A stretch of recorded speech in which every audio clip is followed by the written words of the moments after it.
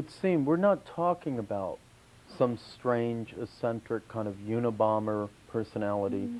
We're talking about someone who has family, friends, who husband and her have been involved in helping people bring forth life and take care of the poor. That's right.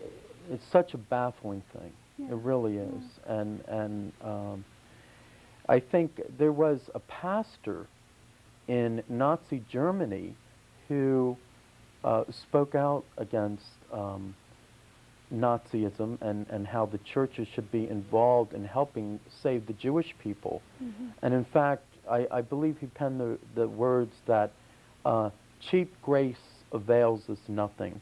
Yeah. What we need is expensive grace, and the expensive grace is the narrow way. That's right. And perhaps in someone like Joan and others like her who are in prison and who are not treated fairly and justly, we are seeing that this has to unfortunately take place That's right. to prick our consciences. That's But right. I hope, perhaps, could you tell us anything about what we can do for her? Well, I think we're going to have some addresses of people to write, but the main thing right now is prayer and and sacrificing for the unborn. It's so easy in our society to kind of lose sight of them because they are hidden victims, and it's the last thing a lot of people want to think about, even in the church. So I know Joan would beg priests to speak about it from the pulpit for Christians to start realizing, that this is a Holocaust, and we're all part of it if we don't, fight against it. Yes.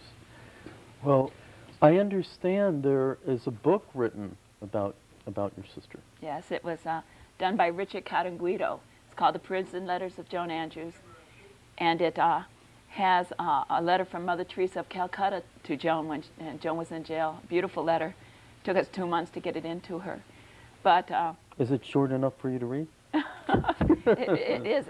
The most beautiful line that I cried when I first read it was that you have offered all this to God and accepted all suffering for love of Him, because you know whatever you do for the least or to the least, you do to Jesus. Because Jesus has clearly said, if you receive a little child in my name, you receive me. We are all praying for you. Do not be afraid. All this suffering is but the kiss of Jesus, a sign that He has come so close to you on the cross so that He can kiss you. And that's from Mother Teresa. And we have these books that...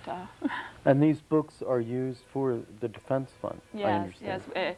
Everything that we do is our pro-life work, and everything that we... what we started doing was writing and illustrating children's stories to teach about the faith, so that, yes, this is the Stations of the Cross, but we feel like for the family coming back to know and love our Lord and the church, that they too will find the answers to the abortion holocaust and what's really going on.